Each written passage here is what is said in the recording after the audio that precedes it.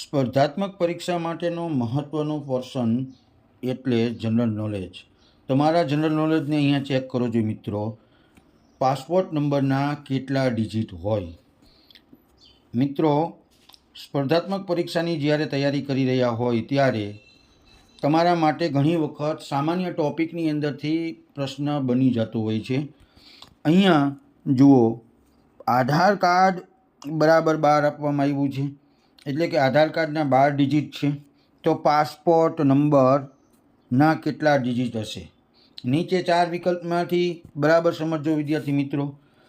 હવે તમારે આવી ડિટેલ્સની અંદર ચર્ચા જોતી હોય તો પાન કાર્ડના કેટલા નંબર હોય છે, મતદાન આઈડીના number, IFC code, MICR code, TIN, GSTIN, debit card number, MSME નોંધણી નંબર, આ બધા આવા જે એકમો હોય છે એમના કેટલા ડિજિટ હોય છે તેમની ચર્ચા અમારી એપની અંદર બખૂબી કરવામાં આવી છે. વિડીયોની ડિસ્ક્રિપ્શન બોક્સની અંદર અમારી એપની લિંક આપેલી છે, જ્યાં તમે સંપૂર્ણ ડિટેલ્સ જોઈ શકો છો. હવે અહીંયા બરાબર સમજો મિત્રો.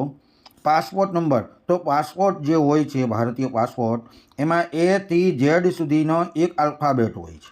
A થી Z સુધીના કોઈ પણ એક પ્રથમ આલ્ફાબેટ હોય અને ત્યાર પછી 7 ડિજિટ હોય. 1, 2, 3, 4, 5, 6 અને 7.